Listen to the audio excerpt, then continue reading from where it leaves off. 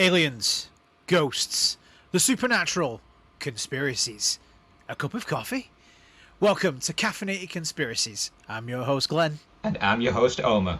We look at the eye-opening, the crazy, the unexplained. Do we give you answers? No. But do we shed some light on the weird and wonderful? Also, no. But we do look at different theories, plausible solutions, and even come up with our own. We aren't experts, ufologists, or scientists, but we are open-minded individuals and have an interest in the unknown. So put us in your pocket, grab a coffee, and let's dive into this week's episode. February 1959. 9 experienced hikers set up camp for possibly the last time. Found dead, their tent ripped apart, one missing an eyeball, another blunt force trauma, high levels of radiation, and only in their underwear where temperatures were minus 30 degrees. Why? How were they killed? Murdered? The army?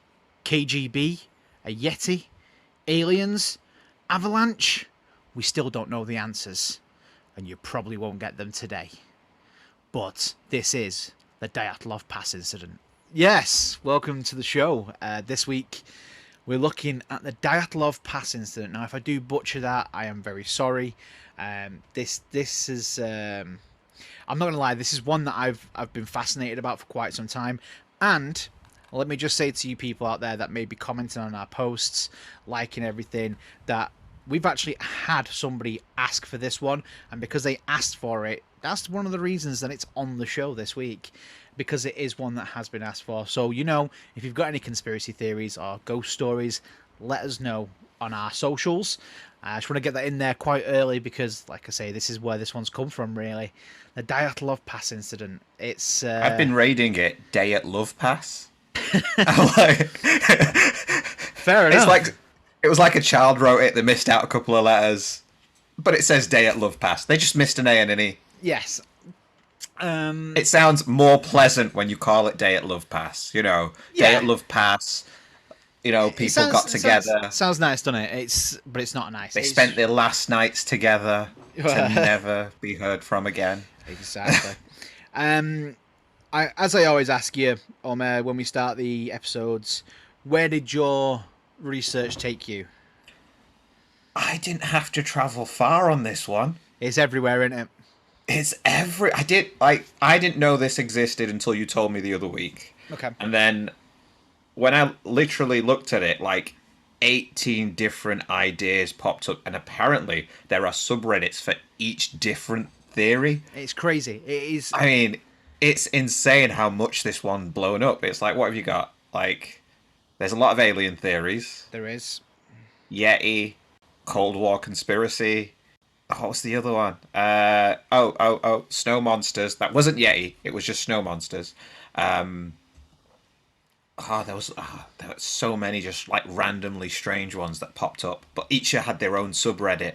Well, let's get into the main story of everything. So let's start at the beginning. So we have a bunch of friends that are going hiking. They're aiming to get their sort of like an award for hiking, you know, sort of advance their level. Grade 3? Yeah, so they are skilled hikers. They know what they're doing. Me, I wouldn't have a clue, even just sort of climbing up a normal hill. Never mind what these guys were doing. And I mean, there's quite a few of them, and then some random guy attached onto the group, and then obviously everyone was like, yeah, all the podcasts and documentaries that I've looked at, they're all the same. The story's always the same, and they're always going down these different routes of what could have happened, what possibly could have happened. So you've probably, if you've listened into other podcasts before, you probably know all the background details of them all getting together, going on this hike, making the way up these mountains to what was dubbed Death Mountain, I believe, or Mountain of Death. Dead Mountain. Dead Mountain, there you go. And like I said, this is just the usual stuff that you'll find on any documentary or any podcast, whereas I wanted to look more into the strange and the weird of this. So we've got these hikers. The first thing people are going to think when they find out some guys basically joined in on this group and gone with them, everyone's like, he did it, he killed him. No, because he was dead as well. You know, it's crazy. So let's just sort of talk about. There was one person that had to sort of like abandon the trail just for the fact that it was he actually injured himself. He had a bad back, so he couldn't carry on with the expedition, which left the 9 of them to carry on this trail, and off they went. So they go, they do what they've got to do. Now, the people that we've got, I'm sure I have their names somewhere. Do you have any of their names, Omer? I unfortunately do not. I have a picture of their memorial and their names written in Russian, which I can't read. Right, okay, so I do have their names. Let me get them up. I'm trying to remember now. I did have it written somewhere. So you had Yuri Nikolaevich. Sorry if I butcher any of these names. I am really bad at this, so I do apologise. So it did give me a list of their names, and they've all just disappeared. Found it. Have you Members found of the expedition. Go on. Igor Alexandrovich Dyatlov. Yep. Yuri Nikolaevich. Yep. Doroshenko. Doroshenko. That's it. Yeah, I know that name. Lyudmila Alexandrovna Dibinina. We're not going to attempt any more of the names because we messed them up. I mean, all we first need to, names. Yeah. So we got Gregory, another Alexander, Zinaida Rustem, Nikolai, Semyon, and Yuri. Yeah. I think there's 2 Yuris.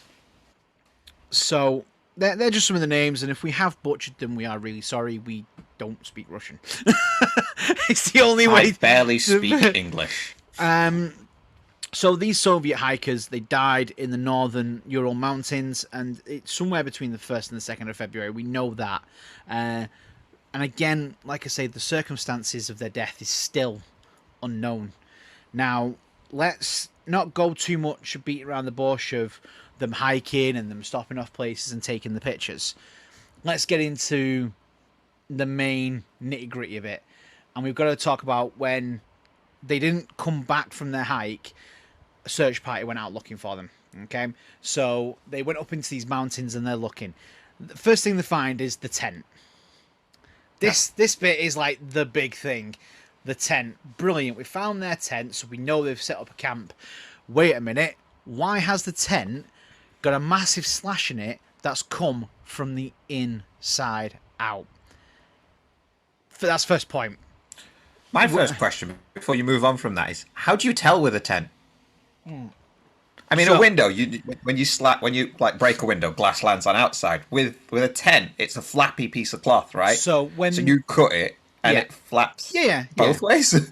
Yeah, exactly. So when they've got this and they've taken it back and they've done obviously they didn't know when they first saw it that it had been cut open from the inside. They couldn't tell that. It wasn't until further investigation, they did some research and he looked at the tent, that they could see that the fabrics were cut coming out instead of coming in, because it has a different slant. So if you're cutting a blanket and you're cutting from inside the sheet and you cut it, you can see which way the fabric's going to point as you're coming out. So that's how they found that. So that's how. Okay. So that then sort of opened up a lot of questions. One, what the hell happened inside that tent that made everybody cut it open and leg it out of this tent? Bearing in mind, there's 9 people in this tent, right? And some podcasts that I've listened to, now I don't know if this is true, they basically had like a little stove set up in their tent as well to keep them warm, which is understandable. I mean, it's minus 34 degrees. It's freezing. I mean, don't get me wrong, I like the cold, but that's a little bit too cold for my liking. They have a stove set up, and the fact that when they actually find the bodies, majority of them are just in their underwear. Now, something must have scared them so much that they've cut open that tent, ran, because they were miles away from the tent where their bodies were found, and majority of them were in their underwear. There was like 1 or 2 that may have been dressed. One who wasn't fully dressed. He had no gloves on or anything like that. I mean, some of them did die genuinely from hypothermia. Let's put it that way. Not all of them died from strange circumstances. Some of the hikers did just die from hypothermia. But question one is, what made them leave the tent? Now, I know I said I weren't going to talk about the pictures, and we were talking about that because I didn't want to talk about them just taking the pictures as they're starting their journey. They found the camera that had pictures on it, and they've got some weird pictures of floating orbs, and they've got a picture of something that looks like stalking them, like a Yeti. Now, there's lots of theories about this and what those pictures really were, but the orb one is one that nobody can quite figure out, or what I've read and researched, no one's really got any information on. Now, when you've sort of researched the tent bit, what have you seen? So the tent bit was interesting because it was like cut out from the inside is what everyone was saying, and I saw like a picture of the tent destroyed afterwards anyway. Yeah. It wasn't that they cut their way out and ran away. It was that a majority of the bodies, not all, when they found them, they were heading back to the tent. Back to the tent, yeah. And that's what confused me. It's like, why would you run away and run back? And looking through the research, multiple explanations are given, and it fits nearly all of the theories. The weird thing was, like, each, well, not body, but each site that they found the bodies at died slightly differently. Mm-hmm. Because, like you say, some of them like just died from cold. Some of them had body parts, eyeballs missing. Some of them were irradiated. Mm. So you're like, what would do that? That's the thing, and that's the question. And I mean, there's so many theories, and it's let's just talk about some of the victims. Like we say, there was one who's found who's missing an eyeball. One who's I believe like that half of their cheek had been bitten away, like but from human teeth. You know, not from animal. They could tell it was human teeth that have done this. Radiation. Someone's chest was caved in to the point that it looked like they'd been hit by a train. I mean, come on, you're out in the wilderness, you're on a mountain. What the hell is going to hit you that hard that it's going to encave your rib cage, basically, and your chest? I mean, that's some force, that. I mean, you're not getting a train in that snow, not that deep. I mean, I was watching a documentary and a guy was going up there on like a snow bike, and he said at the moment it's only minus 29 degrees. The snow's come in, we can't. The snow is too soft, we can't move. And I mean that's modern. That was done in 2022, so it's modern day, right? This is 1959. What the hell has hit this person so hard that it shattered everything? And that's the bit that's confused. There's just the injuries and what happened to these poor people is just so far out there that, I mean, if they all died the same way, then yeah, you've got one conclusive thing. But everyone died somewhat different. It's too weird. It was a series of unfortunate events written by Lemony Snicket. They all fell into different pockets of reality, and something different happened to each of them. Is that your theory? Right. That's the theory here. Like, if you go with it, the radiation shows up because you went through a dimensional portal. That's just residue radiation. Like, you watch any sci-fi, portals must use up so much energy and be irradiated. So that's where your radiation comes from. You end up in a different place. Like, could be doesn't even have to be a different dimension. Like, we don't have to go too sci-fi on this. Yeah. Let's say the dude that got his chest caved in actually got hit by a car, knocked back through the portal, landed there. Well, other dude ends up like in a cannibal land, face bitten. The other one ends up like in somebody else's eye surgery and has his eye taken. Well, the weird one was the body that was found. What was it? Blue skin, orange dots. Yeah, like radiated because it had been found in a river, basically. Yeah, and it was radiated, that the body. But water washes away radiation. Okay, and they had like quite a lot of radiation on them. So, I mean, we'll go into that in a minute. I mean, just want to look at this here. So I have got some notes. So when the investigation had concluded, this is the bit that baffles me. They said that compelling natural forces had caused the deaths. Is that like the power of Christ? Compelling natural forces. This is the Russian government, by the way. Bearing in mind, it's the Soviets at the time, okay? And let's face it, it wasn't the best place to live. And I mean, putting aside everything that's going on at the moment, we don't want to go into that too much. Not going into that. We're not going Russia into back that then is like Cold War era, and this is where they were doing sort of all their weird experiments. This is when they were doing the MK Ultra stuff. Yes.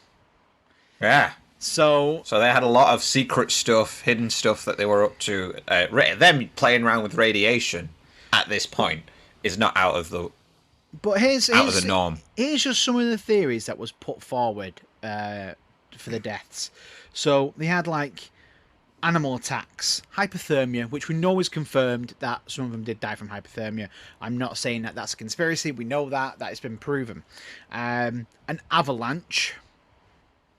An avalanche would explain. An avalanche would explain why they've cut the tent open and ran out, not the injuries that they've suffered.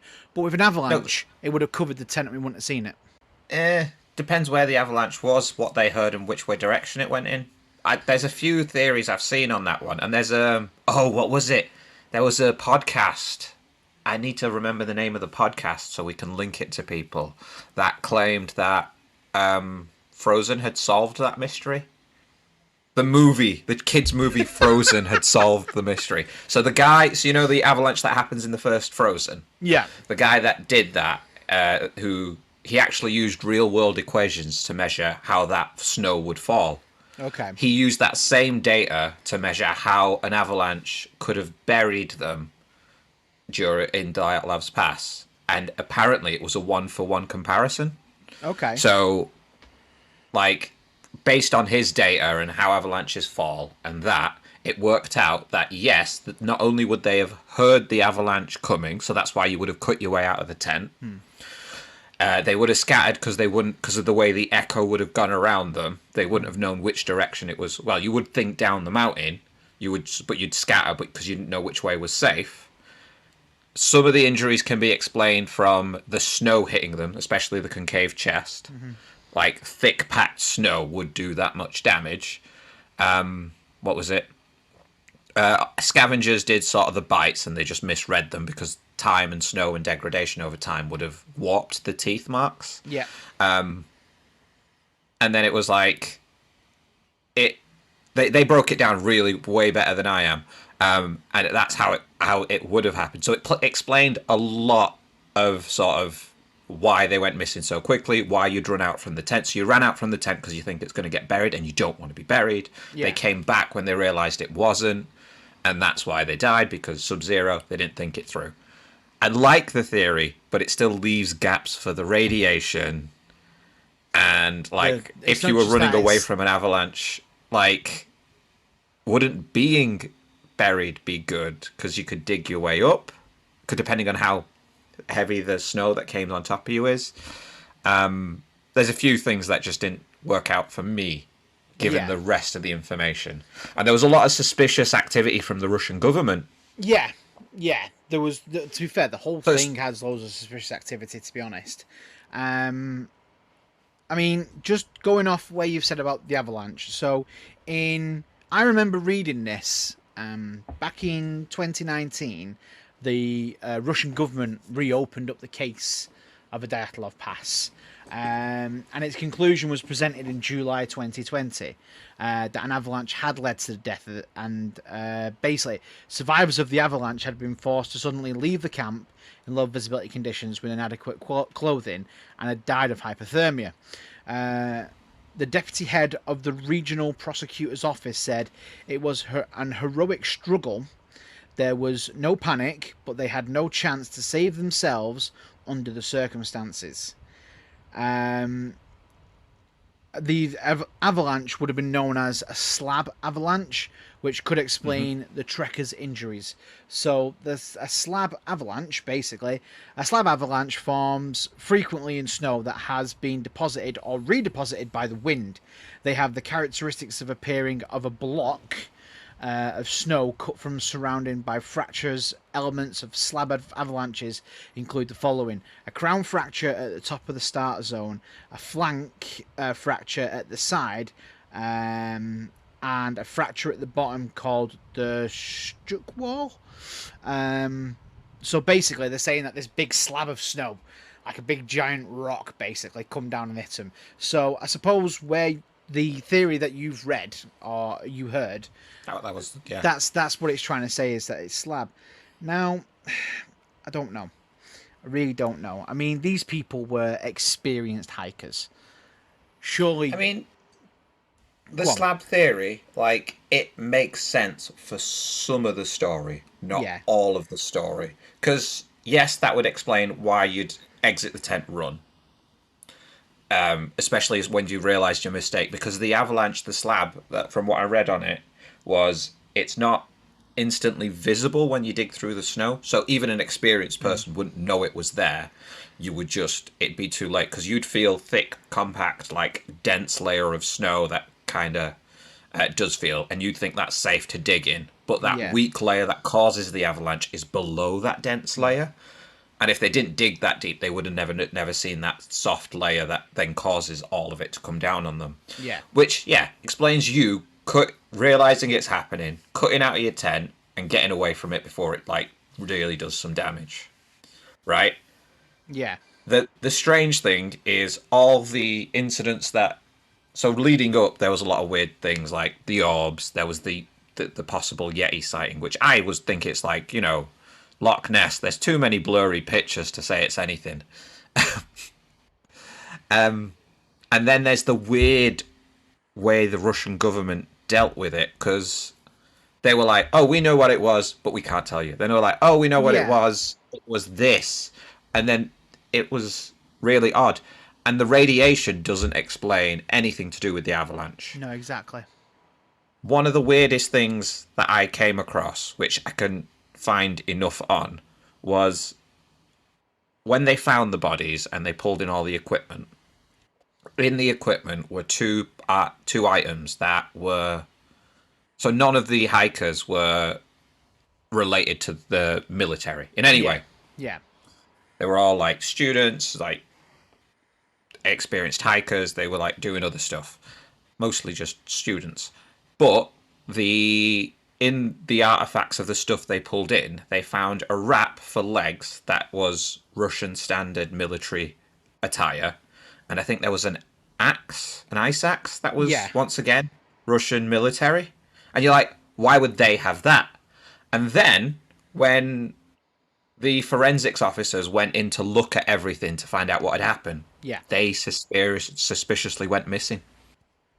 So it's like, the government's hiding something. Why would you do that if it was just an avalanche? Yeah, exactly. I mean, the whole thing of the body recovery and sort of the funeral as well is all that's very weird as well. But before we do get into that, let's just stick with the main sort of like the orbs and the Yeti. But before that, we are just going to take a very quick break. And welcome back to Crypts of the Tailkeeper. I mean, this one is...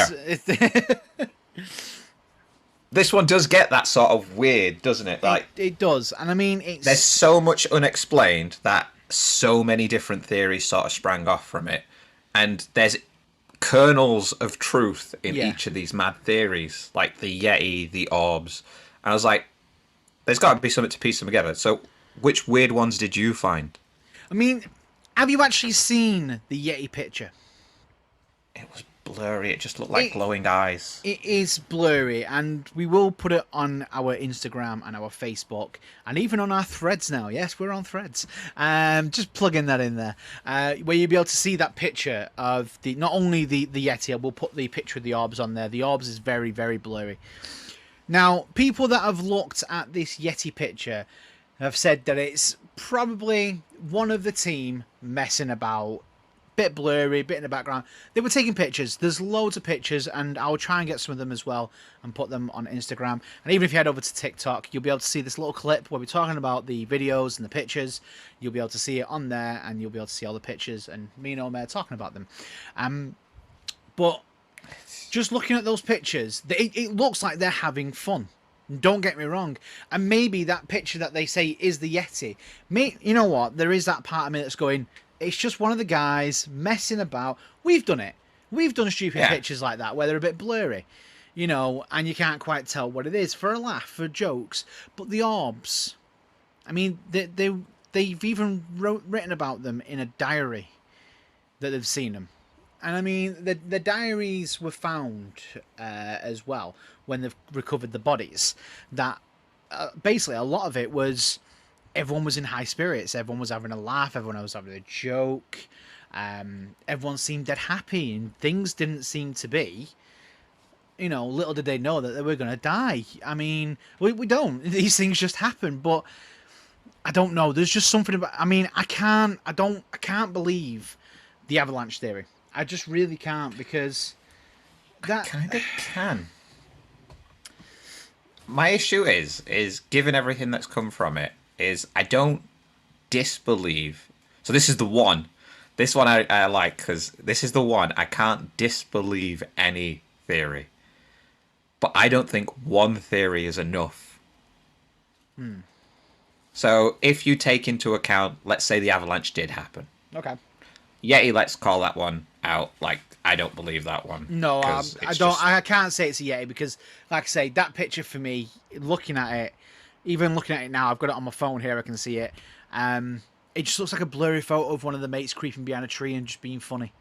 You know, It was 1959. You know, times aren't that different. You know, they were in their early 20s. They're gonna have a laugh. They're gonna be doing stupid stuff just for fun. You know, but because we've got no one to go, oh, you know what, that was Igor messing around behind the tree. You know, he'd gone for a whiz, and as he's come round, we've gone, hey, took a picture of him. All right, it's a bit out of focus. It's 1959. It's not like they've got digital DSLR cameras, have they? I mean, they haven't got a Google Pixel where it can unblur the image for you. You know, this is just a box standard camera that someone's taken a picture of him coming out from behind a bush. Yeah. Basically. So that one we can disprove. But, like, if I say not one theory explains everything. If you throw, like, the government in it doing experiments in the area, well, the Russian government playing with radiation. Now you've got the radiation and the avalanche explains something. But even with the radiation, though, why has it only hit one person? Why are the others not affected? Yeah. That was the odd thing.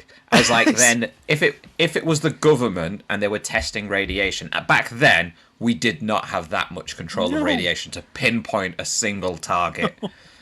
Unless the Russians were really ahead of their time. So, aliens make sense. You know what, I'll give you that one this one. Orbs. I'll give you that one this time. I want, like, it's got, like... It explains the orbs, because it's tech we don't understand, that's why we call it mysterious, pinpointing a single person for radiation, and the amount of radiation you must have had to put in him for him to be sat in a river and still held radiation a month later. True, because, I mean, the actual tent was found February 26th, and then the bodies were not much long after that. So, I mean, it had been a fair few weeks. This body's been in running water for weeks. Yeah, I mean, the water would have taken on some of the radiation and washed it down river. I know it's February and the shortest month of the year, but I mean, come on, there's still a few weeks there where he's been getting washed away. So, I mean, that's crazy just to think about that. And you're right, they didn't have the technology just to irradiate one person. Not unless they'd literally physically taken this person. And you never know, maybe they have. Maybe because obviously it's a big conspiracy about the KGB. Maybe they've come in, took the one person. Everyone tried to fight to save him. They all literally, one of them's been smacked in the chest. Chest is concaved. One of them's been punched so hard that his eyeball comes out. But then again, looking more into my notes as well, some of the bodies had missing eyebrows. And parts of the face and skulls were fractured.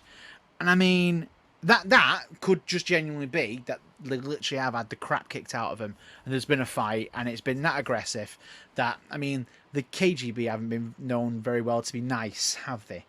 No. KGB shows up, they shake your hand, they give you a lollipop and tell you to have a nice day. That's what they're known for. Omer, blink 3 times if they're sat at the side of you. But I mean, that is one theory that I've seen as well. Is that literally that they took one person, the rest of them tried to wrestle to save this person. They literally got beaten to an inch of their lives, dragged out of the tent, and then they've made it look like the tent had been ransacked and that they were, and it all been staged. That is one of the theories that's out there, that this is just all was staged. I mean, the stage thing, once again, explains some of the theory. Because let's say, yes, they picked one person, beat him up, and the others fought, sort of thingy. There was a few sort of inciting incidents on their way there. Didn't one of them go to prison before they even got to Dyatlov Pass? Yes. Right. So it was like, the whole thing was just odd. So Russian soldiers showing up and beating them up can make sense to some of it. But Russian soldiers don't explain the radiation. No. Russian soldiers don't explain the concaved chest. Like, how much force would they have had to hit him to do that? And it wouldn't have been one person, because the size... Because you got to say the whole chest cavity was concaved. Yep. So not a single punch is going to do that. Not even a kick. Nope. Like, you would have to literally 2-footed stomp on someone's chest to do that. Exactly. But again, that's one of the theories that's out there. And like I say, this thing has so many theories, and not one can be definitively said, that's the one. And this is what fascinates me about this. And I mean, let's just talk about when the bodies were found and they've been taken and they've held the funeral. Their funeral was held and the military were at the funeral. Literally. And they weren't even buried in their own hometown or anything like that. No. And I mentioned earlier, like, the expedition had nothing to do with the military. Exactly. So why are the military there? And why are they literally having like a what can only be described as a state funeral? Literally, they had armed guards everywhere. And it was meant to be like this little quiet thing, but next minute the people of the town of where they all came from were there, literally marching through the streets. And you can the documentary I watched, and I will have to get the name of the documentary, and I will put it on our Facebook page so you can see it on there. Was absolutely phenomenal, and I really enjoyed it. And it's got pictures of the funeral, and it wasn't until not much long after that they it all kicked off, and then they said, "All right, we'll move the bodies." And then that's when, as you said at the start of the episode, Omer, about the monument with the hikers on there, and the one hiker that went home because he couldn't carry on, his one wish was to be buried with his friends, and that really got me as I was watching the documentary. He died a fair few years ago now, and he's actually on there. He's been put on the shrine as well, which I think is lovely, because obviously this man has fought to find answers as to what happened to his friends on that during that time, and he's never found them, and he never got the real, and all their parents never got the definitive answer that they needed as to. They had to just sort of grin and bear the fact that an avalanche killed them. I know that's one that's believable to yourself, but I think for me, I can't believe that. I do think somewhere along the lines that the KGB did have something to do with it, as to why were they at the funeral. I'm sorry, but if they had nothing to do with it and it was just a clear case of an avalanche, why are you there? If they've got nothing to do with you, why are you there? It's like Russia at that time, and you're talking. So, like I say, for me, like, one theory doesn't cut it. If you start piecing theories together, though, it makes sense. Because you're talking possible alien sighting, right? Russian, like KGB, if they heard there was like an alien sighting in the area, which is why they probably were sketchy before the hikers getting on the trail, you're going to check the alien sighting. They've got in your way. You've beat them up. Obviously, something else like aliens have got involved and, caused the radiation, done the concave chest. Avalanche has come and saved you from aliens, but too late, you're dead. Like, you start throwing them all together, they make a little more sense. You sort of putting all the theories. Are we going to have like a snowboarding sort of Yeti on the Avalanche? Just for kicks? No. It's what's he called? The Bigfoot from the Hendersons. Just on a National Lampoon. I mean, we've with this, we've talked a lot about the theories that are out there, and obviously some of them. What have you come up with as I like? Have you come up with any of your own? I came up with two. Go on. My first one was truth and dare gone wrong. Okay. Right. Okay. See, you know what? My mind clicked onto the same that somebody dared everyone to run out of the tent all at the same time, so you can get the furthest without dying, like a Russian roulette, but they didn't have a gun. Yeah, that's what I'm saying. Truth and dare gone wrong. So they've all like in there. Apparently, one of them was in the atrium anyway, so he was next to the camp stove when he fell asleep. When he slept. Let's say he's pissed off with all of them. He's done the truth and dare, done the dare, and been like, "Do it, or I just seal you all in the tent." Yeah. Then you've got reason on why they cut their way out, because he's gone nuts, right? So he's gone nuts. They've all ran, and each of them something different happened to actually kill them because they've ran in obviously separate directions. So truth and dare gone wrong. He asked for truth. He was like, "Did you make me sleep at the door because you hate me, or do you want to take a dare?" And they all just went dare. They didn't want to admit they hated him.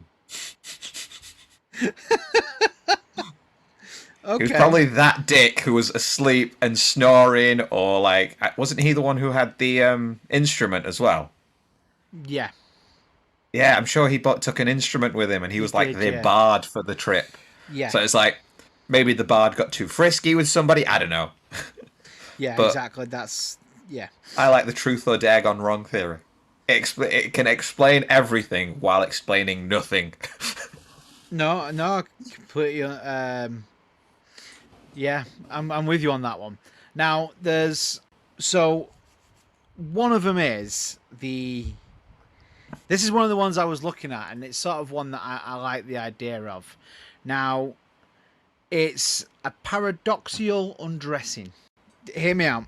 So am I putting clothes on or taking them off? I'm confused.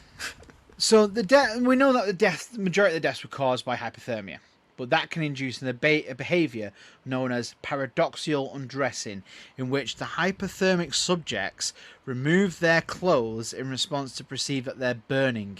They feel like they're too warm. It's obviously out of the 9 hikers, 6 died from hypothermia. Okay, and they were pretty much in their underwear. So maybe that they were like, I'm too warm. I'm getting too hot. They've taken their clothes off. They've decided to go out, and because they're just so hot, cool down. You know what it's like when you're that hot. You just sort of like, I need to get out. Especially if you're feeling claustrophobic. First thing they're gonna do, tent open. I'm out. I'm getting out. They've run out, and the ones that have been dressed were like, hang on a minute, what's going on? And they've tried to put the clothes back on as quick as they can to go and get them and bring them back. But it doesn't answer the hypothermia, and it doesn't answer the broken chest or anything like that. But they could have fallen from a height. That could have been one reason. And as they've fallen from that height, they've, I don't know, unfortunately smacked into a branch. Or Because they weren't at the bottom of any ravine or anything, or like in any like what do you call it? That hole, any cave-in that they sort of fell into. Yeah. They were just out there in the open. Yeah. Oh, I say out there in the open. They had been buried by like, what was it, 4 feet of snow? Yeah. I mean, that's just one. That's just one of the theories. But, I mean, for me, I kind of want to believe the aliens. I want to, because these orbs, I know we haven't gone too much into the orbs because there's not much to say about them, just that we've got pictures. They've mentioned that they've seen these orbs. And They've mentioned them, there's pictures, and that on its own is vague, and I don't... And the pictures I've seen of the orbs don't look convincing to me, just like the Yeti one. But when you pair in sort of the weird behaviour... all the other little bits that have gone on... The radiation, the inexplicable need for the military to be there, aliens makes more sense. Honestly, and I know people would probably listen to this thinking, these guys, what are they drinking? Coffee, hence the name Caffeinated Conspiracies. But, I mean, it's just something about it that it points to me. It's one yeah, it's Russia, it's sketchy, I know that, but these orbs have been seen, they're traipsing up some mountains. What not better way than sort of just flying across? They see them going, right, these are the guys that we're having. No one knows they're here. They're out in the middle of nowhere. All right, there's a village of a tribe of people down at the bottom of this mountain. And I know we've not gone too much into them, but I don't think they had anything to do with it, personally. Oh, I like the theory that they did black magic on them. Did you read that one? I did read that, yeah, and I did want it to be supernatural. I really did, but again, there's not enough standing evidence for me to sort of. No, what was it? Because the name. One. I didn't take it down. I can't remember the name of the tribe, but no, it wasn't the tribe. But the tribe's language translates Dyatlov Pass to like Whispering Mountain. Okay. Yeah, so it doesn't sound. So when you translate it from their language, it doesn't sound like they even cared about the mountain. Oh, it's just Whispering Mountain. Don't worry about it.